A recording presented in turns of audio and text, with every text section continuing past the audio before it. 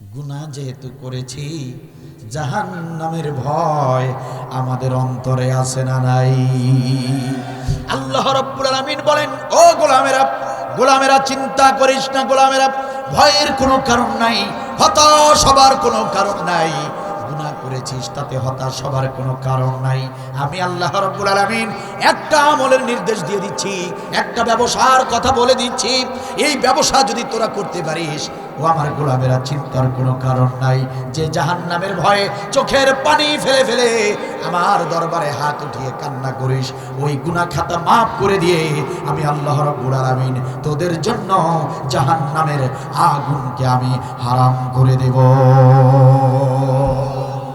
সুবহানাল্লাহি ওয়া বিহামদিহি সুবহানাল্লাহিল আযীম। এর চেয়ে ভালো কথা, এর চেয়ে সুন্দর কথা, এর চেয়ে মহব্বতের কথা আর কি হতে পারে? একটা আমল কর, জাহান্নামের আগুন হারাম করে দেব। কথা কি আমার নাকি আল্লাহর? আল্লাহ রাব্বুল আলামিন বলেন, গোলামেরা তাহলে শোন, কি আমল করবি? তুমিনুনা বিল্লাহি ওয়া রাসূলিহি ওয়া তুজাহিদুনা ফি সাবিলিল্লাহ। তুমিনুনা বিল্লাহ, আল্লাহর প্রতি ঈমান, ওয়া রাসূলিহি, রাসূলের প্রতি ঈমান। রসুলের প্রতি আল্লাহ, আল্লাহ রসুলের প্রতি ঈমান আনো। ঈমান এনেছেন, ঈমান আনেন নাই? আল্লাহ তো ঈমানদারদেরকে ডেকেছেন, ঈমানদারকে ডেকে আল্লাহ বলতেছেন ঈমান আনো না। ঈমান এনেছেন, তাহলে কথার অর্থ হলো ঈমানটাকে মজবুত করে আঁকড়ে ধরো। আল্লাহর প্রতি, আল্লাহর রসুলের প্রতি ঈমানটাকে অটল রাখো। আল্লাহর প্রতি, আল্লাহর রসুলের প্রতি যে ঈমান এনেছো, এই ঈমানটাকে শক্তিশালী করো। এই শক্তিশালী হবার পর, ঈমানটা ঠিক রাখার পর যে ব্যবসা তোমরা করবা, যে আমলটা তোমরা করবা, তুজাহিদুনা ফি সাবিলিল্লাহ, আল্লাহর পথে জিহাদ করতে থাকো। জিহাদ, জিহাদ ফি সাবিলিল্লাহ, আল্লাহর পথে, দিন কায়েমের পথে। আল্লাহ তাআলা বলেন তোমরা জিহাদ করো, জিহাদ, জিহাদ করো। এই জিহাদের আমল যদি করতে পারো, তুজিকুম মিন আযাবিন আলীম, আমি তোমাদেরকে জাহান্নামের আগুন থেকে মুক্ত করে দেব। সুবহানাল্লাহ।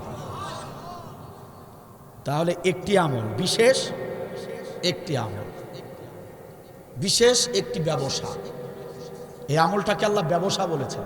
সুবহানাল্লাহ বলবেন না? ব্যবসা বলেছেন কেন? যে ব্যবসার মধ্যে কি আছে?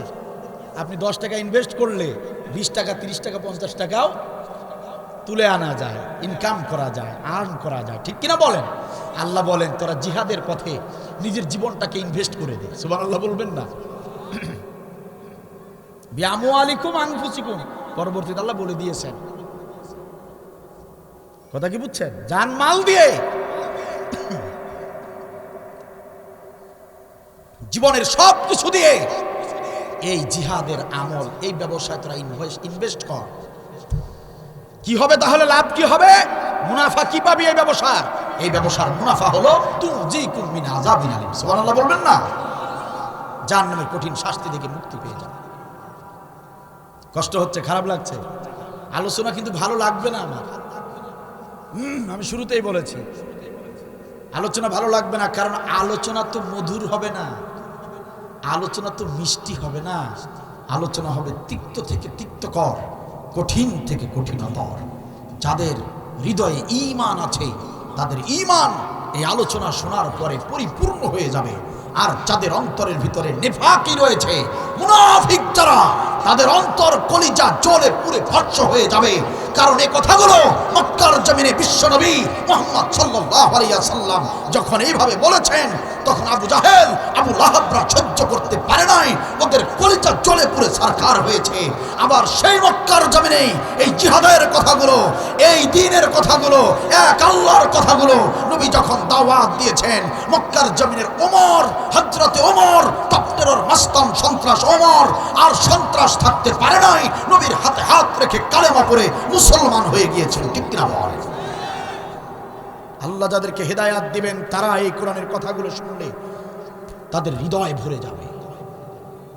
আর যাদের ভিতরে নিফাকি রয়েছে, সহ্য হবে না এই আলোচনা, তারা সইতে পারবে না। ভালো করে মনোযোগ দিয়ে শুনুন। আমি শুরুতেই বলেছি, মিষ্টি মধুর কথা বলার জন্য আব্দুল বারী মাহফিল করতে আসে না, সরাসরি কোরআন থেকে কথা বলবো, শুনে যান। একান্ত আপনজনের আমার, সম্মানিত ভাইয়ের আমার, এই কোরআনের হক কথা বলার কারণে আমার থানার ওসি আমাকে গ্রেপ্তার করে, তৃতীয়বার যখন আমি গ্রেপ্তার হই, গ্রেপ্তার করে থানার রুমের ভিতরে ঢুকিয়ে আমার চোখ বেঁধে হাতে ডান্ডা লাঠি একটা নিয়ে আমাকে বলেছিল, হুজুর বলেন আপনার কাছে কি কি অস্ত্র আছে, বলুন হুজুর আপনার কাছে কি কি অস্ত্র আছে, আপনারা জঙ্গি সংগঠন করেন কেন, এই সমস্ত প্রশ্ন করেছে। আমি বলেছিলাম সেদিন, ওসি সাহেব আপনি কিন্তু আমাদেরকে ভালো করেই চেনেন, সাধারণ মানুষরা আমাদের খোঁজ খবর না নিলেও ডিফেন্সের লোকেরা কিন্তু আমাদের খোঁজ খবর, পায়ের নখ থেকে শুরু করে মাথার চুল পর্যন্ত আপনারা এগুলো খোঁজ খবর রাখেন, গোয়েন্দাগিরি করেন, এটা আমরা ভালো করে জানি। আপনি যেটা বলেছেন এটা শয়তানেও বিশ্বাস করে না, ঠিক কিনা বলেন? ওরা কিন্তু ভালো করেই জানতো ইসলামী আন্দোলনের নেতা কর্মীদের কাছে কোনো অস্ত্র নাই। ওরা জানতো ইসলামী আন্দোলনের নেতা কর্মীদের কাছে যে অস্ত্র আছে সেই অস্ত্রের নাম কোরআন। এই কোরআন দিয়ে যদি ইসলামী নেতৃবৃন্দ কর্মীরা যদি জনসাধারণকে, যদি দেশটাকে, রাষ্ট্রটাকে, রাজনীতিটাকে যদি বুঝিয়ে ফেলে, একটাবার যদি কোরআন সংসদে চলে যায়, তাহলে সুদখোর, ঘুষখোর, দুর্নীতিবাজ, জালিমরা আর কখনো বাংলার জমিনে ক্ষমতায় আসতে পারবে না। এটা ওরা ভালো করে জানতো বলেই আমাদের উপর তারা নির্যাতন করতো, ঠিক কিনা বলে? সম্মানিত ভাইয়েরা আমার, সুতরাং জালিমের সময়ে নির্ভয়ে হক কথা বলেছি। আমাদেরকে জেল জরিমানার ভয় দেখিয়েছে, আমাদেরকে মৃত্যুর ভয় দেখিয়েছে। আর মিয়া, আমরা যদি মৃত্যুর ভয় করতাম, জেল জরিমানার ভয় যদি করতাম, তাহলে কোরআনের মঞ্চে দায়ী ইলাল্লাহ হিসেবে কোরআনের আলোচনা করার এটাকে আমরা বেছে নিতাম না, এই কাজ আমরা করতাম না। অন্তরে ভয় থাকলে, হৃদয়ে ভয় থাকলে, বাতিলকে ভয় করলে কোরআনের মঞ্চ বেছে নিতাম না। তাহলে কোনো সরকারি চাকুরিতে ঢুকতাম, দুর্নীতি করতাম, ঘুষ খেতাম, সারা জীবন সুখে আনন্দে আরাম আয়েশে কাটাতাম, ঠিক কিনা বলে? যখনই কোরআনের পথ বেছে নিয়েছি, তাহলে তোমাদের বুঝে নিতে হবে, কোরআনের পথ যখন বেছে নিয়েছি, তাহলে এটা বোঝা যায় যে আমরা আমাদের জীবনের পরোয়া করি না। জেলখানা তো অনেক মামুলি বিষয়, আমরা আমাদের জীবন দিতেও কুণ্ঠিত বোধ করি না, ঠিক কিনা বল? মিঠাপুকুর উপজেলার মুসলমানেরা শুনুন, জিহাদের আমল আল্লাহ রাব্বুল আলামিনের নির্দেশিত আমল। আল্লাহ তাআলা বললেন, এই জিহাদের আমল যদি করো, জাহান্নামের কঠিন শাস্তি থেকে তোমরা মাপ পেয়ে যাবে। এটা যদি আমাদের দেশের কোন নেতা নেত্রী বলতো, ডক্টর ইউনূস যদি এই কথা বলতো, আসিফ নজরুল যদি এই কথা বলতো, এদেশের কোন বিচারপতি যদি এই কথা বলতো, এদেশের কোন পীর সাহেব যদি এই কথা বলতো, অথবা এদেশের কোন বক্তা যদি এই কথা বলতো, কথার ভিতরে ভেজাল থাকার সম্ভাবনা ছিল, কথার ভিতরে ভেজাল থাকার সম্ভাবনা ছিল। কিন্তু যিনি এই কথা বলেছেন তিনি আমাদের রব, তিনি কখনো মিথ্যা বলেন না, তিনি মিথ্যা বলতে পারেন না, ঠিক কিনা বলেন? কথা কার? আমার আল্লাহর কথা। জিহাদের আমল করো, জাহান্নামের কঠিন শাস্তি থেকে তোমরা মুক্তি পেয়ে যাবে। সুবহানাল্লাহ বলবেন না? সম্মানিত ভাইয়েরা আমার,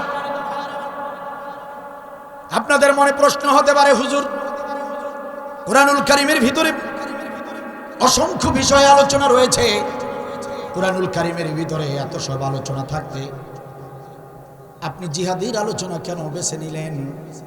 জিহাদের আমল সম্পর্কে কেন আলোচনা করছেন? কুরআনুল কারীমে শুধু জিহাদ সম্পর্কে নয়, বরং কুরআনুল কারীমে অসংখ্য বিষয় আলোচনা আছে, আপনি কেন জিহাদের আলোচনা শুরু করলেন?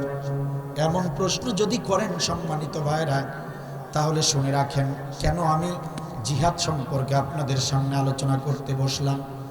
আমি এই কুরআনুল কারীম যতটুকু গবেষণা করেছি, এই কুরআনুল কারীম আমি যতটুকু রিসার্চ করতে পেরেছি, এই কুরআনুল কারীমের সূরাতুল ফাতিহা থেকে সূরাতুন নাস পর্যন্ত আমি অবজার্ভ করে দেখেছি। সম্মানিত ভাইরা আমার, এই কুরআনুল কারীমে যত আমলের নির্দেশ এসেছে, সব আমলের বড় আমল হিসেবে আল্লাহ রাব্বুল আলামিন জিহাদের আমলকে ঘোষণা করেছেন। চিৎকার দিয়ে বলেন সুবহানাল্লাহ। এই কুরআনুল কারীম গবেষণা করে আমি দেখতে পেয়েছি, এই কুরআনুল কারীমে যত ফরজ আমল এসেছে, সব ফরজের বড় ফরজ হিসেবে জিহাদকে আল্লাহ রাব্বুল আলামিন গুরুত্ব দিয়েছেন। সব আমলের বড় আমল, সব ফরজের বড় ফরজের নাম জিহাদ ফি সাবিলিল্লাহ। এই কুরআনুল কারীম গবেষণা করে আমি দেখলাম, এই কুরআনুল কারীমের ভিতরে নামাজের নির্দেশ এসেছে ৮২ বার। এই কুরআনুল কারীমে রোজার নির্দেশ এসেছে মাত্র ১৪ বার। এই কুরআনুল কারীমে হজ্জের নির্দেশ এসেছে মাত্র ১ বার। এই কুরআনুল কারীমের ভিতরে যাকাতের নির্দেশ এসেছে মাত্র ৩৪ বার। আমি আবার বলছি, মিঠাপুকুর উপজেলার মুসলমানেরা মুখস্থ করে নেন, নামাজের কথা ৮২ বার, রোজার কথা ১৪ বার, হজ্জের কথা মাত্র ১ বার, যাকাতের কথা ৩৪ বার। সেই কুরআনুল কারীমের ভিতরেই, সেই কুরআনুল কারীমের ভিতরে, সেই কুরআনুল কারীমের ভিতরেই জিহাদ করতে হবে। জিহাদের কথা এসেছে ৯১৭ বার। মিঠাপুকুর উপজেলার মুসলমানেরা ৮২ বারের নামাজের প্রতি আপনি যত্নবান। ৮২ বারের নির্দেশিত আমল নামাজের প্রতি আপনি যত্নবান। মুয়াজ্জিন যখন বলে হাইয়া আলাস সালাহ, নামাজের আহ্বান মুয়াজ্জিন করার সঙ্গে সঙ্গে আপনি যত ব্যস্ত হয়ে থাকেন না কেন, সব কাজ ফেলে দিয়ে দৌড়ে ছুটে গিয়ে মসজিদে জামাতের সঙ্গে নামাজ আদায় করেন। ওই নামাজটার নির্দেশ এসেছে ৮২ বার।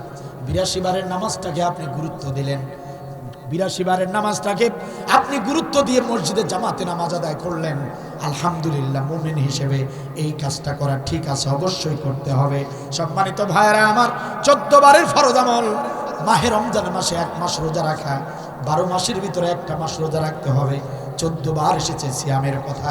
আপনি ১৪ বারের ফরজ আমল মানতে গিয়ে পুরো একটা মাস দিনের বেলা না খেয়ে আপনি আল্লাহকে খুশি করলেন, আপনি ১৪ বারের ফরজ আমলটা পালন করলেন। মুমিন হিসেবে এই দায়িত্ব পালন করাটাও ঠিক আছে, আলহামদুলিল্লাহ।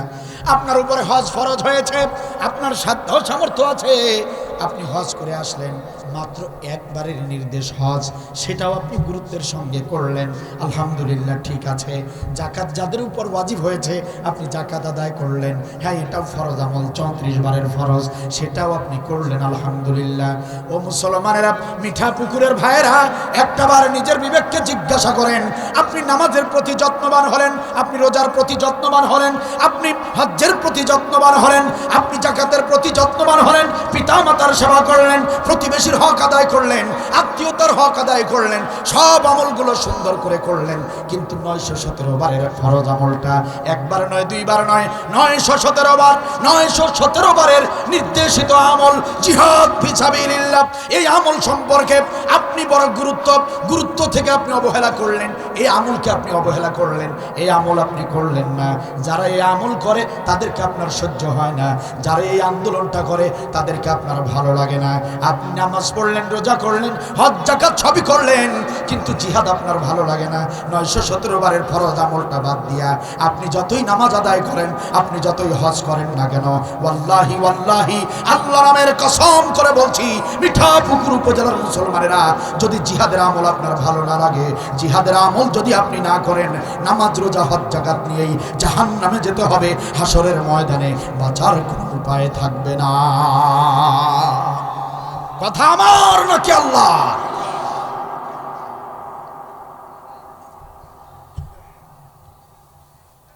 নামাজ রোজা হজ যাকাত অবশ্যই গুরুত্বপূর্ণ ফরজ। ৮২ বার কেন, ১ বার ফরজ করলেও সেই নামাজ ৫ ওয়াক্ত আমাদের পড়তেই হতো, ঠিক কিনা বলেন? তাহলে ৮২ বারের নামাজটাকে আপনি এত গুরুত্ব দিলেন, ৯১৭ বারের ফরজ আমলটা আপনার কাছে আমল মনে হয় না? আপনার কাছে তামাশা মনে হয়? যারা নামাজ পড়েন, রোজা করেন, হজ করেন, যাকাত করেন, ভালো ভালো আমল যারা করেন, আচ্ছা বলেন তো দেখি, আমলগুলো করতে আপনার কষ্ট হয়নি? কথা বলেন না কেন? কষ্ট হয় না? কি নামাজ পড়তে কষ্ট হয় না? রোজা রাখতে কষ্ট হয় না? হজ করতে কষ্ট হয় না? টাকা পয়সা যায় না? তাহলে এত টাকা পয়সা খরচ করে শারীরিক শ্রম দিয়ে এত কষ্ট করে যে আমলগুলো করলেন, সেই আমলগুলো একটা আমলের অভাবে নষ্ট হয়ে যাক, একটা আমলের অভাবে সব আমল বরবাদ হয়ে যাক, এটা কি কেউ চান? চান চান চান? যদি না চান তাহলে প্যান্ডেলের নিচে বসেই আপনাকে তওবা করতে হবে, নতুন করে সিদ্ধান্ত নিতে হবে। নামাজ রোজা হজ যাকাত যে আল্লাহর খুশির জন্য করছি, সেই আল্লাহর খুশির জন্য 917 বারের জিহাদ, আজ থেকে এই আমলটাও করব। এই সিদ্ধান্ত যারা নিতে পারবে তারাই জাহান্নাম থেকে মুক্তি পাবে। এই সিদ্ধান্ত যারা নিতে পারবে না তারা কোশ্চিন কালের জাহান্নাম থেকে মুক্তি পেতে পারে না।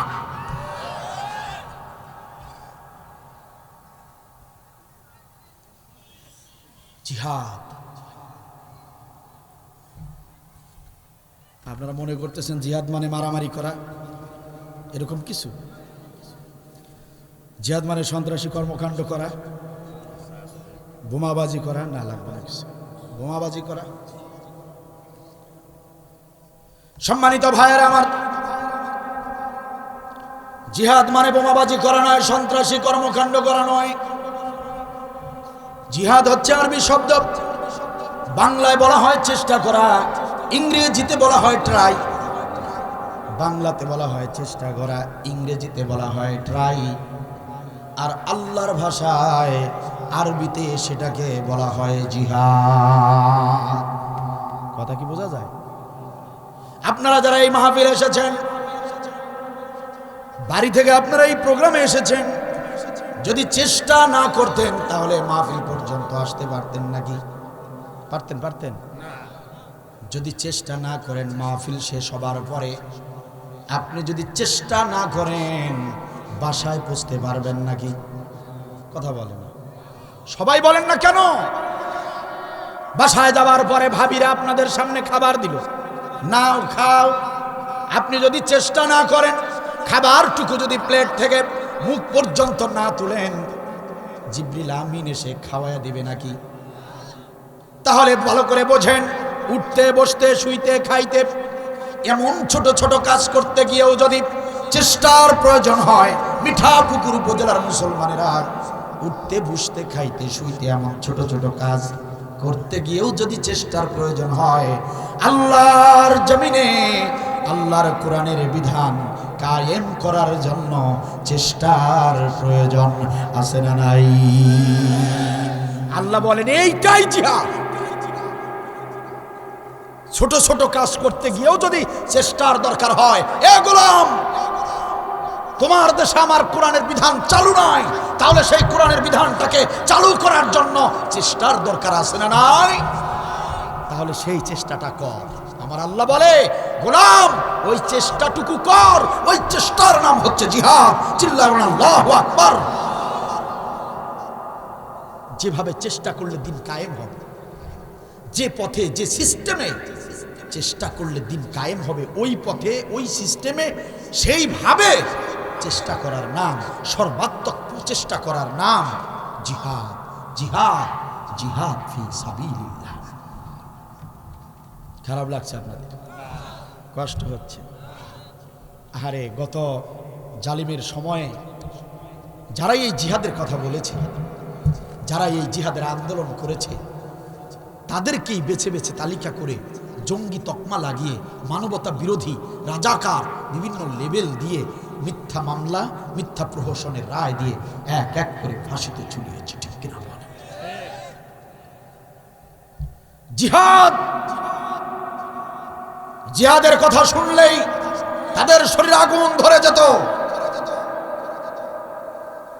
তারা অসংখ্য মুসলমানদেরকে, যারা দল করে না, টুপি দাড়ি পাঞ্জাবি পাগড়ি দেখে অনেক সাধারণ লোকদেরকেও গ্রেপ্তার করে জেলের ভিতরে ঢুকিয়ে রেখেছিল। ঠিক কিনা বলে? আরে আমার দেশের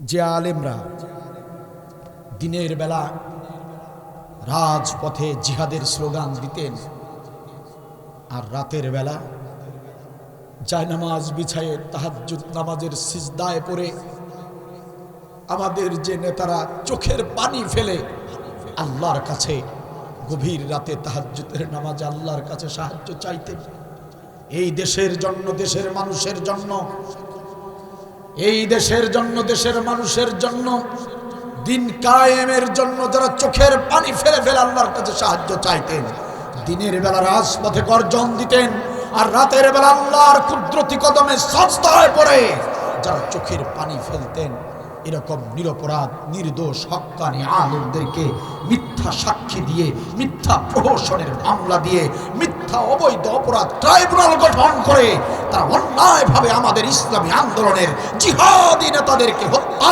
করেছে। ঠিক কিনা বলেন? তারা শুধু তাই করেনি, ওরা শুধু তাই করেনি, আলেমদের আলেম, আমাদের সকলের নয়নমণি, আমাদের কলিজার টুকরা, আমাদের হৃদয়ের স্পন্দন, আমরা প্রায় সব নেতাকে হারিয়ে যার মুখের দিকে তাকিয়েছিলাম সবাইকে হারিয়েছি। একজন তো আছেন, জেলের ভিতরে থাকুক তবু তো আছেন।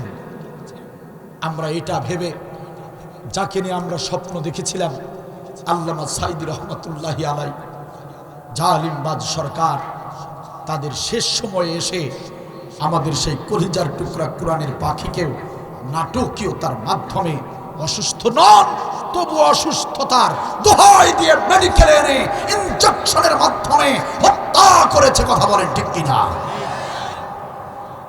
আমরা আজকের এই কোরআনের মাহফিল থেকে স্পষ্ট ভাষায় জানাতে চাই,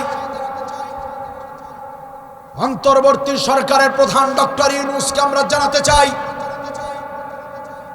আপনি কেন কোমর সোজা করে ভালো করে দাঁড়াচ্ছেন না? আপনি কেন শক্তিশালী হয়ে পদক্ষেপ নিচ্ছেন না? আপনি কেন ভয় পান? কাকে দেখে ভয় পান? আপনি তো এখন, আপনার সঙ্গে আমরা 18 কোটি মুসলমান আছি। আপনি শক্তিশালী হন, আপনি শক্ত হাতে ওই অপরাধী, ওই জালিমদেরকে বিচারের আওতায় আনুন।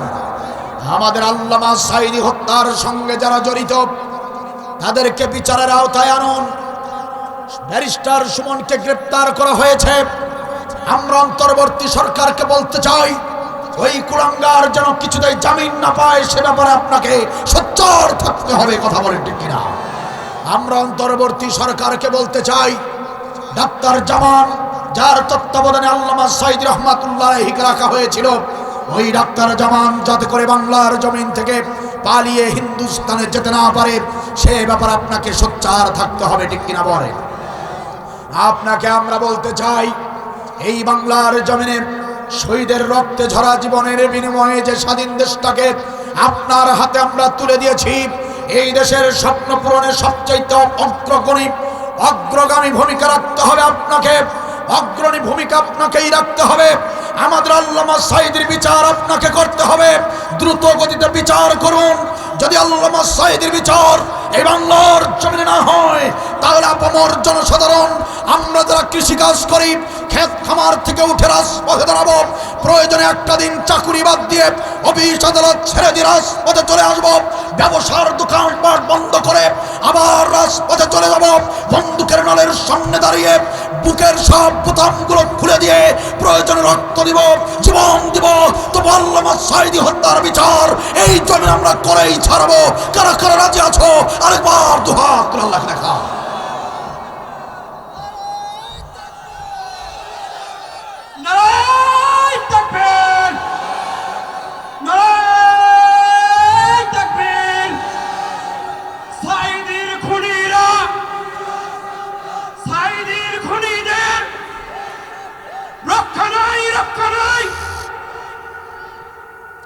মাশাআল্লাহ, জাযাকাল্লাহু। কি অপরাধ ছিল? অপরাধ ছিল ওয়ামা নাকুমু মিনহুম ইল্লা আইয়ুমিনু বিল্লাহিল আজিজিল হামিদ। আল্লাহ বলেছেন এই লোকদের অপরাধ তো একটাই, অপরাধ হলো এরা সপ্রশংসিত আল্লাহর, একমাত্র আল্লাহর একত্ববাদ, আল্লাহর প্রতি ঈমান এনে ঈমানি দায়িত্বে দিন কায়েমের প্রচেষ্টা চালিয়েছে। এটাই হলো তাদের মূল অপরাধ। কিসের মানবতা বিরোধী, কিসের রাজাকার? এগুলো ছাতাবাতা কোনো অভিযোগ নয়, এগুলো বানোয়াট কথা। আসল অপরাধ হলো এরা দিন কায়েমের চেষ্টা করছে। কথা কি বোঝা যায়? হ্যাঁ, দেখেন না যাবার সময় ম্যাডামের কথাবার্তাগুলো শুনেন, পুতুলের মায়ের কথাবার্তাগুলো শুনেন। পুতুলের মা সেনাবাহিনী প্রধানকে বলে, তুমি আর 2টা দিন সময় দাও, ছাত্রদেরকে আমি ঠান্ডা করে দেব। তার মানে আর 2টো দিন, যদি 5 আগস্টের জায়গায় যদি 7 আগস্ট হয় প্রথম, এই 2টো দিনে আমাদের দেশে আরো 2-4 হাজার তরতাজা ছাত্রদের জীবন চলে যেত।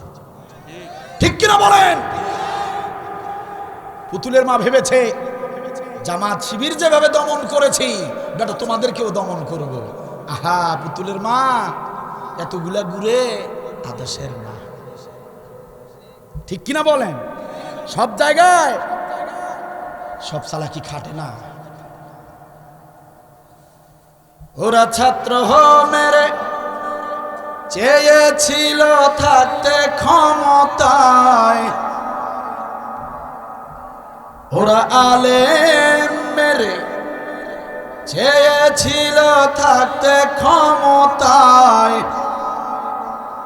থাকিতে পারে নাই। আলেমরা পালায় না, জালেম পালায়। ছাত্ররা পালায় না, জালেম পালায়। ঠিক কিনা বলেন? আমার দেশের জনগণ 5 আগস্টে হয়ে গেল জালেমের পতন। আমার দেশের জনগণ 5 আগস্টে হয়ে গেল জালেমের পতন।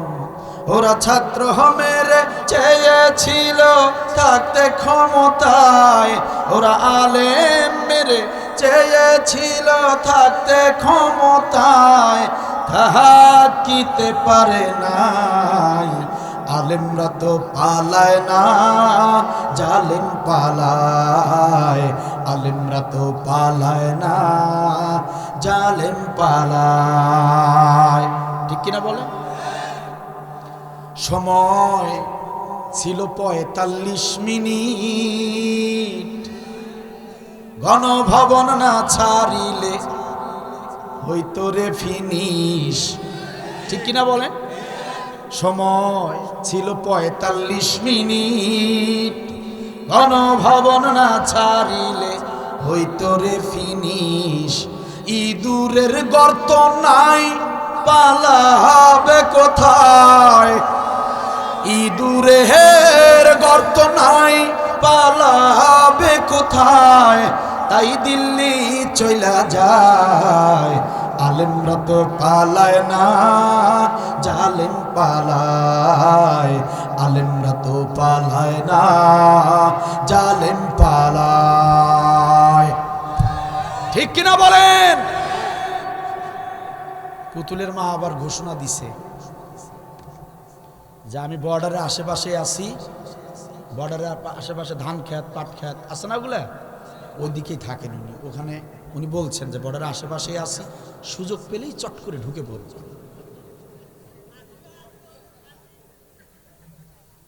চট করে ঢুকে পড়ে আমরা ওটাই চেয়েছি, কারণ হলো ওনাকে ইন্টারপোলের মাধ্যমে ভারত থেকে আনতে অনেক কষ্ট আছে আমাদের। উনি যদি চট করে এমনিতে ঢুকে যায় তাহলে আমাদের গুটি লাল। ঠিক কিনা বলেন? ভালোই কিছুদিন হয় বলছে উনি, কিন্তু প্রায় অনেক দিন চলে গেল, তা উনি আর চট করে ঢুকলেন না। তো এটা নিয়ে গবেষণা করে দেখলাম যে পুতুলের মা আসতে চাইলো, আসলো না কেন? চট করে ঢুকতে চাইল তো ঢুকলো না কেন? কারণটা কি? গবেষণা করে বুঝলাম উনি ওনার সিদ্ধান্ত ক্যান্সেল করেছেন। উনি চট করে আর ঢুকবেন না, কারণ উনি চট করে ঢুকলেই বাংলাদেশের এই জনতা, ইসলাম প্রিয় মানুষগুলো ফট করে ধরে ফাঁসিতে ঝুলাই দেবে। এই জন্য উনি আর চট করে ঢুকবেন না। তো এখানে আশেপাশে বর্ডার আছে না? কয় কিলো হবে বর্ডার? অনেক দূর না? হিলি, তাই না? আশেপাশে থাকলে একটু জোরে সোরে একটু বলতাম আসার জন্য, কিন্তু বর্ডারের আশেপাশে থাকে ভাইজান, বুঝছেন? আমরাও জানিয়ে দিতে চাই, পুতুলের মা শোনো, তুমি যে চট করে বাংলাদেশে ঢুকবা না, সেটা আমরা ভালো করে জানি। তোমার হুঁশ থাকতে তুমি বাংলাদেশে চট করে ঢুকবা না, এটা আমরা ভালো করে জানি। তবে তুমি এটা জানো না যে আমরাও প্রস্তুতি নিয়ে ফেলেছি, শুধু একটু সময়ের অপেক্ষা। একদিন আমরা চট করে তোমাকে ঠিকই ধরে এই বাংলার জমিনে আনবই ইনশাআল্লাহ।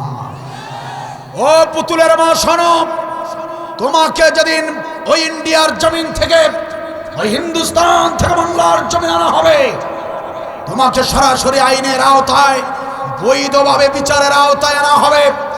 তুমি তো কোনোদিন কারো বৈধ বিচার করো নাই, সুবিচার করো নাই, কিন্তু আমরা বৈধ বিচার করব তোমার বেলায়। তোমার বেলায় আমাদের মিথ্যা সাক্ষীর প্রয়োজন হবে না। তোমার বেলায় আমাদের নতুন করে ট্রাইব্যুনাল গঠন করতে হবে না। তোমার তৈরি ট্রাইব্যুনালটাকে তোমাকে দিয়ে আবার উদ্বোধন করব। পুতুলের মা শুনে রাখো, তোমাকে আমরা এই বাংলার জমিনে ফাঁসিতে ঝুলাবো, তবে বাংলাদেশের দড়ি দিয়ে নয়। আমরা তোমাকে ফাঁসিতে ঝুলানোর জন্য পাকিস্তান থেকে বেশি মূল্যের দড়ি কিনে নিয়ে আসবো। পাকিস্তানের দড়ি দিয়ে তোমাকে ফাঁসিতে ঝুলানো হবে, ফাঁসিতে ঝুলানো হবে, ফাঁসিতে ঝুলানো হবে। কারা কারা একবার দুহাত তুলে আল্লাহকে দেখা। মাশাআল্লাহ, মাশাআল্লাহ, জাযাকাল্লাহ, আল্লাহ কবুল করুন। বলে না, জালিমের শাস্তি হবেই হবে, দুনিয়াতেও হবে, পরকালেও হবে। আর যদি পুতুলের মা তার আগেই মারা যায়, হাড্ডি গুড্ডি তুলে এনে হাড্ডি গুড্ডির বিচার হবে ইনশাআল্লাহ। বিনা অপরাধে যদি 50 বছর আগের, 45 বছর আগের, হ্যাঁ, মুক্তিযুদ্ধের ইস্যু দিয়া যদি তুমি নিরপরাধ মানুষদেরকে যদি হত্যা করতে পারো, তুমি যদি 50 বছর আগের 71-এর সেই ইস্যু তুলে নিরপরাধ মানুষদেরকে হত্যা করতে পারো, তবে আমরাও কবর খুঁড়ে হাড্ডি গুড্ডি এনেও বিচার করতে পারবো ইনশাআল্লাহ। ঠিক কিনা বলেন? কারণ এরা জিহাদের আমলের শত্রু ছিল, ওরা আল্লাহর শত্রু ছিল, ওরা রাসূলের শত্রু ছিল। ব্যক্তিগত শত্রুতা হলে আমরা এভাবে কোরআনের মঞ্চে কথা বলতাম না। আসলে ওরা এরকম 2-4 জন ব্যক্তির শত্রুতা করে নাই, ওরা মূলত শত্রুতা করেছে ইসলামী আন্দোলনের সঙ্গে। ঠিক কিনা বলেন? ওরা ইসলামী আন্দোলনকে শেষ করতে চেয়েছিল কোরআনের শিক্ষাকে শেষ করতে। শেষ তো করেই ফেলেছে, কোরআনের শিক্ষা তো শেষ করেই ফেলেছে। কিচ্ছু ছিল না পাঠ্যপুস্তকে, শিক্ষা প্রতিষ্ঠানে। শিক্ষিকা যারা ছিল তারা কি করেছে? নাচ গান করেছে। এরপরে তো শুরু করলো রান্না বান্না শেখানো। এরপর শিখলো বিছানা কেমনে, বিছানার চাদর কেমনে বিছাতে হবে, হ্যাঁ, ভাবা পিঠা কেমনে বানাতে হবে। কথা বলেন না কেন? এরপরে কি করলো? ছাত্রদেরকে নষ্ট করার জন্য শিক্ষকরা বলে অভিভাবকদেরকে মোবাইল ফোন কিনে দেন। কি কন? অনলাইনে লেখাপড়া হবে। অনলাইনে লেখাপড়া হয় না কি হয়? আজকে জাতি বুঝতে পারছে, অভিভাবকরা বুঝতে পারছে সন্তানরা কত খারাপের দিকে চলে গিয়েছে। ঠিক কিনা বল? শিক্ষা তো শেষ করে ফেলছিল। আল্লাহর শুকরিয়া, আল্লাহ তাআলা শেষ সময়ে এসেও আল্লাহ রাব্বুল আলামিন আমাদের দিকে সুদৃষ্টি দিয়েছেন, রহমতের দৃষ্টি দিয়েছেন। আমাদের শহীদ ভাইদের ওসিলায়, তাদের কারণে আমরা নতুন স্বাধীন করা দেশটা পেয়েছি। ঠিক কিনা বলেন? খারাপ লাগছে আপনাদের? জিহাদ করতে হবে, নির্দেশ কার? খারাপ লাগছে? মোনাজাত দিয়ে দিব। আমি তো বলেছি বেশিক্ষণ, এই আর 10 মিনিট কথা বলবো। যারা উঠবে তাদের ভিতরে সমস্যা আছে। ঠিক কিনা বলেন? ওই দলের লোক ছিলেন নাকি উঠতেছেন যারা? রাগ করবেন না ভাই, তো আবার সুযোগ আছে, ইসলামে চলে আসেন। কি বলেন? তওবা করেন, ইসলামে চলে আসেন, আল্লাহ আপনার গুনাহ খাতা সব মাফ করে দিবেন। ঠিক কিনা বলেন? রাগ করে যায়েন না, আপনাদের জন্য ভালো কিছু আছে। বসেন। সম্মানিত ভাইয়েরা আমার, তাহলে জিহাদ করতে হবে, আমার আল্লাহ রাব্বুল আলামিনের নির্দেশ। কুরআনুল কারীমের আয়াতে আয়াতে পড়তে পড়তে, পাতায় পাতায়, পৃষ্ঠায় পৃষ্ঠায় ভালো করে কোরআনের পাতাগুলো, আয়াতগুলো খুলে খুলে দেখুন। পাতায় পাতায় জিহাদের কথা, জিহাদের কথা, জিহাদের কথা। কারণ জিহাদ ছাড়া, দিন কায়েম ছাড়া ইসলাম কখনো শক্তিশালী পূর্ণাঙ্গ রূপে প্রকাশ হতে পারে না। যতদিন দিন কায়েম না হবে ততদিন ইসলামের শক্তি ক্ষমতা কেউ জানতে পারবে না। ও মুসলমানের একটু মনোযোগ দেন। আপনি যদি কোনো ব্যক্তিকে নামাজের দাওয়াত দেন, বেনামাজি ব্যক্তিকে আপনি নামাজের দাওয়াত দিবেন, ভাই নামাজটা ধরেন, নামাজটা ধরেন, হাতে পায়ে ধরে আপনি কোনো ব্যক্তিকে যদি নামাজের দাওয়াত দেন, ওই ভাইটা নামাজ পড়া শুরু করবে ঠিক, কিন্তু ওই ভাই যদি সরকারি চাকরিজীবী হয়, ওই ব্যক্তি নামাজও পড়বে, আগেও ঘুষ খেয়েছে, এখনো সে ঘুষ খাবে। ওর নামাজের দাওয়াত পেয়েছে, নামাজ পড়া শুরু করেছে, কিন্তু ঘুষ কিন্তু বন্ধ হবে না। ঠিক কিনা বলেন? আপনি একজন যুবককে যদি বলেন ভাই দাড়ি রাখেন, দাড়ি রাখেন, ও দাড়ি রাখবে ঠিক, কিন্তু যুবক জিনা করে, জিনা বন্ধ হবে না। আপনি যদি এক ব্যক্তিকে ধরে যদি বলেন আপনার অনেক সম্পত্তি, হজ করেন, হজ করেন, হজ করে আসেন, ওই ব্যক্তি হজ করে আসবে ঠিক, কিন্তু বাড়িতে তার ওয়াইফ, তার পরিবারের সদস্যরা সুদের ব্যবসা করে, সেই সুদের কারবার কিন্তু বন্ধ হবে না। একান্ত মুসলমানের আমার, সম্মানিত ভাইয়েরা আমার, নামাজের দাওয়াত দিলে নামাজি পাওয়া যাবে, হজের দাওয়াত দিলে হজই পাওয়া যাবে। সম্মানিত ভাইয়েরা আমার, আমার আল্লাহ রাব্বুল আলামিন বলেন, ও বান্দারে, নামাজের দাওয়াত কেন দিবি? নামাজের দাওয়াত ধরে কারো হাত ধরে পা ধরে অনুরোধের দরকার নাই। হাজিদেরকে হজ করার জন্য হাজি বানানোর কোনো প্রয়োজন নাই, অনুরোধের প্রয়োজন নাই বান্দারে, কারণ তুমি হজের দাওয়াত দিলে ও শুধু হাজি হবে। নামাজি হবার পরেও যদি ও ঘুষ খায়, হাজি হবার পরেও যদি ও সুদ খায়, ওই নামাজের দরকার নাই, ওই হাজিরও আমার দরকার নাই। আল্লাহ তাআলা বলেন, ওই রকম নামাজি আমার দরকার নাই, ওই রকম হাজি আমার দরকার নাই। নামাজও পড়বে আবার ঘুষ খাবে, হজও করবে আবার সুদ খাবে, এরকম ইসলাম আমি চাই না। ও আমার গোলামেরা, তার চেয়ে তোমরা জিহাদ করো, মানে প্রচেষ্টা চালাও, দিন কায়েমের চেষ্টা চালিয়ে দাও, দিন কায়েমের চেষ্টা করো। দিন যদি কায়েম হয়ে যায়, তাহলে আর কারো হাত ধরে পা ধরে নামাজি বানাতে হবে না রে মুসলমান। যদিও মুসলমান হয়, তাহলে ওয়াক্ত মতো নামাজে গিয়ে হাজির হতে হবে, আর যদি নামাজে গিয়ে না দাঁড়ায়, তাহলে ডান্ডা বাড়ি খাইতে হবে, আর তা না হলে দেশ ছেড়ে হিন্দুস্তানে নাগরিকতা নিতে হবে। কথা বলেন ঠিক কিনা? আরে বান্দারে, কেন তুমি হজের এত ফজিলত, এত ওয়াজ তুমি কেন করো?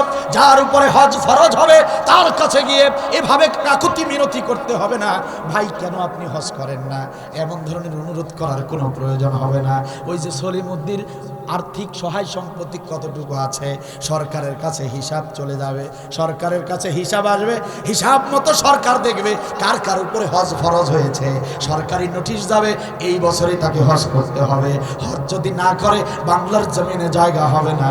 যাও মামুর বাড়ি হিন্দুস্তানে জায়গা খালি আছে, ওইখানে থাকতে হবে, ইসলামী রাষ্ট্রে জায়গা হবে না। সম্মানিত ভাইয়েরা আমার, আমার আল্লাহ বলেন, দিন কায়েম হয়ে গেলে কোরআনের সব বিধান কায়েম হয়ে যাবে, সুদ বন্ধ হয়ে যাবে, ঘুষ বন্ধ হয়ে যাবে, দুর্নীতি বন্ধ হয়ে যাবে, অশ্লীল গান বাজনা বন্ধ হয়ে যাবে। এই যে নেটওয়ার্কের মাধ্যমে, এমবি ফোনের মাধ্যমে, এই যে অ্যান্ড্রয়েড ফোনের মাধ্যমে এমবি ভরিয়ে ছেলে মেয়েরা এই যে নগ্ন পর্ন ভিডিওগুলো দেখে, এইগুলোর সব ওয়েবসাইট বন্ধ করে দেওয়া হবে। সরকার যদি ওয়েবসাইট বন্ধ করে দেয়, হাজারো ছেলেরা, যুবকেরা যতই চেষ্টা করুক, যতই সার্চ করুক, ল্যাংটাকে নাচ গান ছবি কখনোই আর আসবে না। সম্মানিত ভাইয়েরা আমার, একান্ত আপনজনেরা আমার, ছেলেদেরকে নিয়ে বড় চিন্তিত। ছেলেরা মাদকাসক্ত হয়ে যাচ্ছে, ছেলেরা নেশায় পড়ে গেছে, ছেলেরা ইয়াবা ট্যাবলেট খায়, এ নিয়ে অনেক অভিভাবক বড় চিন্তায় আছেন। দিন যদি কায়েম হয়ে যায়, চিন্তার কোনো কারণ নাই। আমার দেশে যতই মাদক বিরোধী যত ধরনের মিশন তৈরি করা হোক না কেন, ডিফেন্সের লোকরা যতই চেষ্টা করুক না কেন, বিশ্বাস করেন আমার ভাইয়েরা, মাদক নির্মূলের অভিযান তারা কখনো করে নাই। তারা মাদক নিয়ন্ত্রণের চেষ্টা করেছে।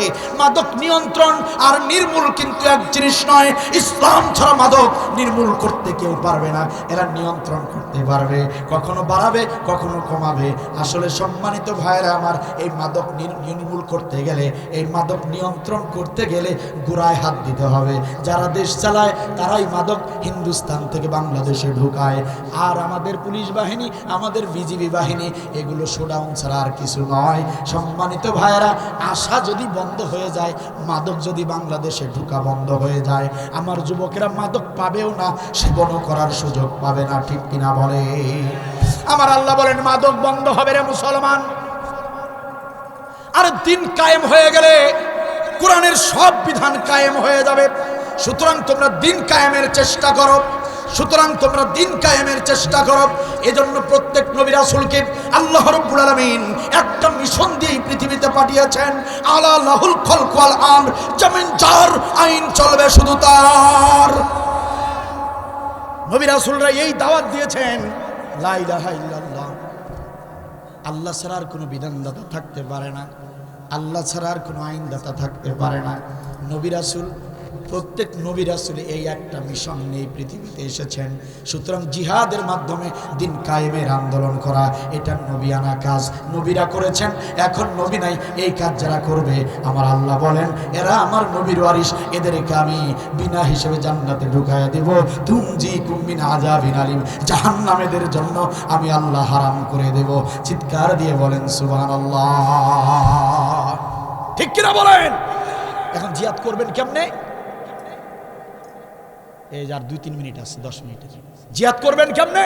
একা একা না, একা একা করার জিনিস নয়। আল্লাহ বলেছেন এটা করতে হবে সীসা ঢালা প্রাচীরের মতো এক হয়ে, ঐক্যবদ্ধ হয়ে। ইন্নাল্লাহা ইউহিব্বুল লাযিনা ইউকাতিলুনা ফি সাবিলিহি সাফফান কান্নাহুম বুনিয়ানুম মারসুস। কেউ উঠবেন না, আমি মুনাজাত দেব 2 মিনিটের মধ্যে, ইচ্ছা হলে উঠা যায়। কেউ উঠতে পারবেন না, বসেন। আমি তো বললাম যার 2 মিনিট। আমার হাতে ঘড়ি নাই, আমি দেখতেছি না।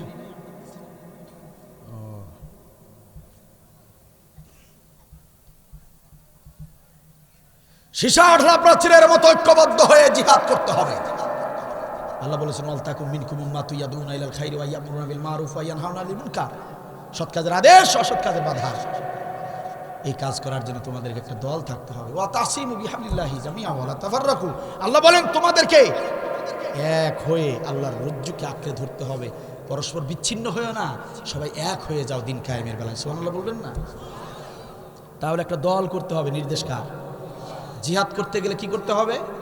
দল করতে হবে। এখন আপনি বলবেন যে হুজুর জিহাদের কথা বুঝলাম, আবার জিহাদ করতে গেলে দল করতে হবে, দলের কথা বুঝলাম, কোন দল করব? আছে না প্রশ্ন? আমি কোনো দলের দালালি করতে আসি নাই। আমি বলতে আসি নাই যে জামাত ইসলাম করেন, চরমনাই করেন, আমি এগুলো বলতে আসি নাই। কুরআনুল কারিমে জামাত ইসলামের নামও নাই, চরমনাইয়ের নামও নাই। কথা কি বোঝা যায়? কথা কি বোঝা যায়? কিন্তু কুরআনুল কারিমে এসেছে এই দিন কায়েমের আন্দোলন যারা করবে, জিহাদের আমল যারা করবে, তোমাদের দেশে খুঁজে বের করো কারা এই জিহাদ চায়, কারা এই দিন কায়েম চায়, কারা এই রাষ্ট্রে কোরআনের সংবিধান নতুন করে সুন্দর করে গঠন করতে চায়। তাদেরকে খুঁজে বের করো। তাদের উপর তেমনভাবে নির্যাতন হবে যেভাবে নির্যাতন হয়েছে সাহাবায়ে আজমাইনদের উপর। ঠিক কিনা বল? তা তোমাদের চোখ আছে, কান আছে, নাক আছে, গরুর গোশতের এত টেস্ট, এটা তুমি এত ভালো বোঝো। বউ 2 দিনের জায়গায় 7 দিন বাপের বাড়ি থাকলে তোমার মেজাজ গরম হয়ে যায়, তাড়াতাড়ি বউ আনতে যাও বাপের বাড়ি, শ্বশুর বাড়ি। যে বউ 2 দিনের জায়গায় 7 দিন কেন, তাড়াতাড়ি চলো। কি বউ বোঝেন ভালো, সবই তো ভালো বোঝেন, সবই তো ভালো বোঝেন, কোনটা সহি ইসলামী দল এইটা বোঝেন না, এইটা বোঝেন না, এটা দেখেন নাই কোন দলের উপর নির্যাতন। আরে মিয়া শোনেন, হক বাতিলকে চিনতে দেরি করতে পারে, কিন্তু বাতিল কখনো হককে চিনতে দেরি করে না। এটা সব সময় মনে রাখবেন। হক যারা, তারা বাতিলকে চিনতে দেরি করে, কিন্তু বাতিল যারা, কাফের বিধর্মী যারা, মুনাফিক যারা, ওরা হককে চিনতে একটু দেরি করে না। ওরা বুঝে ফেলে যে এই হচ্ছে আমার শত্রু, এ দিন কায়েম করতে চায়, সুতরাং একে শেষ করে দিতে হবে। আমার এই বাংলাদেশে প্রায় 40টি ইসলামী দল রয়েছে।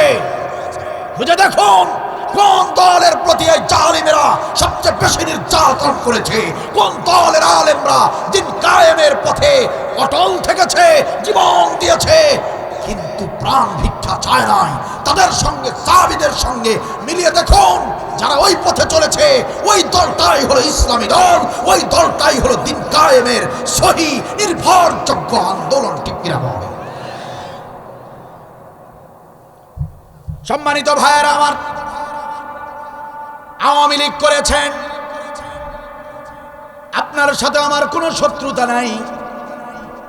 আপনাকে আঘাত করার জন্য আব্দুল বারী এখানে আসে নাই। আপনি আওয়ামী লীগ করেছেন, জালিমদের প্ররোচনা করেছিলেন, আপনি ভুল করেছেন, আপনি বুঝতে পারেন নাই। এখন যখন বুঝতে পারলেন, প্রিয় ভাই আমার, কোরআনের কথা বলতে এসেছি, জান্নাতের কথাগুলো বলতে এসেছি, যাতে করে আপনারা জান্নাতের পথে যেতে পারেন। এই কথাগুলো বলার জন্য এত দূর থেকে এসেছি। আমার ভাইরা, অনুরোধ করে বলে যাই, আওয়ামী লীগের ভাইরা, বিএনপির ভাইরা, জাতীয় পার্টির ভাইরা, বিভিন্ন দলের ভাইরা, কান খুলে শোনেন। আপনার সঙ্গে আমাদের কোনো শত্রুতা নাই, আপনাদেরকে অপমান করার জন্য এখানে আসি নাই। আপনাদেরকে অনুরোধ করে বলে যাই, যা করেছেন, আল্লাহর কাছে ক্ষমা চান, আল্লাহর কাছে ক্ষমা চান, তওবা করেন। তওবা করতে আলেম লাগে না, ইমাম লাগে না, মানুষজন লাগে না। গোপনে গোপনে নিজে নিজে আল্লাহর কাছে তওবা করে নেন। বুঝতে পারেন নাই খারাপ নেতার পাল্লায় পড়েছিলেন, এই জন্য মানুষের তৈরি করা মানবতার গঠনতন্ত্রের দল আপনি করেছেন। বিশ্বাস করেন আমার ভাইয়েরা, ইসলামী আন্দোলন ছাড়া কোনো ব্যক্তি জান্নাতে প্রবেশ করতে পারবে না। ইসলামী দল যারা করে নাই, তাদের আর কোনো অপরাধের দরকার নাই। ইসলামী দল করে নাই, শুধু এই অপরাধেই জাহান্নামে চলে যাবে। চাপার জোরের বক্তব্য দিতে আসি নাই। কোরআনুল কারীম খুলে দেখেন, সূরা মুহাম্মদের 1 নম্বর আয়াত, সূরা মুহাম্মদের 1 নম্বর আয়াত, ওয়াল্লাযিনা কাফারু ওয়া সাদ্দু আন সাবিলিল্লাহ ওয়া সাদ্দু আন সাবিলিল্লাহ, যারা দিন কায়েমের পথে বাধা দেয়, সাদ্দু আন সাবিলিল্লাহ, দিন কায়েমের পথে যে দল বাধা দেয়, আদাল্লা আমালাহুম, আল্লাহ বলেন ওদেরকে, ওদের সমস্ত আমল আমি ধ্বংস করে দেই। চিল্লায় বলেন নাউযুবিল্লাহ। আপনি ইসলামী দল করেন নাই, ইসলামী দলের বিরোধী ছিলেন, আপনার সমস্ত আমল আল্লাহ বরবাদ করে দিবেন। এটা কোরআনের কথা। এবার হাদিস থেকে বলে যাই, সম্মানিত ভাইয়েরা, নবী আমারা বলেন, ও সাহাবীরা শোনো, বিনা হিসাবে কিছু মুসলমান জাহান্নামে চলে যাবে, বিনা হিসাবে জাহান্নামে চলে যাবে। সাহাবীরা বললেন, ইয়া রাসূলুল্লাহ, কারা জাহান্নামে চলে যাবে বিনা হিসাবে? নবী বললেন, রাজুলুন ফারিকুল জামাআত, রাজুলুন ফারিকুল জামাত, যে ব্যক্তি ইসলামী দল করে নাই, ইসলামী দল না করার কারণে বিনা হিসাবে জাহান্নামে যাবে। তার কোনো ধরনের হিসাব নেওয়া হবে না, তার কোনো আমল দেখা হবে না। ইসলামী দল যে করে নাই, এই কারণে, এই অপরাধে তাকে বিনা হিসাবে জাহান্নামে পাঠানো হবে। সম্মানিত ভাইয়েরা আমার দায়িত্ব শুধু কোরআন হাদিসের কথা বলতে আসা। আমার দায়িত্ব আমি পালন করে গেলাম, আমার কোরআনের হক কথাগুলো আপনাদের কান পর্যন্ত পৌঁছে দিয়ে গেলাম। এখন আপনারা মানবেন কি মানবেন না, সেটা আপনাদের একান্তই আপনাদের ব্যক্তিগত ব্যাপার। তবে যদি মানতে পারেন, অনুরোধ করে যাই, আজকের এই ছোট্ট আলোচনা, সংক্ষিপ্ত এই আলোচনা আপনারা আমাদের সকলের জন্য হাসরের ময়দানে নাজাতের ওসিলা হয়ে যেতে পারে। ঠিক কিনা বলেন? আসুন, ইসলামের পথে আসুন, ইসলামী আন্দোলনের পথে আসুন। সমস্ত দরজা খুলে দেওয়া আছে, ইসলামের সব দরজা খুলে দেওয়া আছে।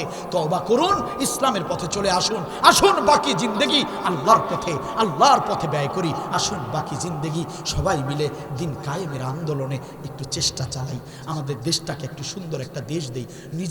নিজেরা তো শেষ হয়ে গিয়েছি, আমাদের পরবর্তী প্রজন্ম, আমাদের বাচ্চা কাচ্চা, আমাদের নাতি নাতনিরা যেন সুন্দর একটা দেশ পায়, যে দেশে দুর্নীতি থাকবে না, যে দেশে অন্যায়ভাবে কেউ কাউকে হত্যা করবে না, এমন একটা সুন্দর দেশ আসুন আমরা তৈরি করে, এমন একটা দেশ সুন্দর উপহার দিয়ে তারপরে কবরে যাই।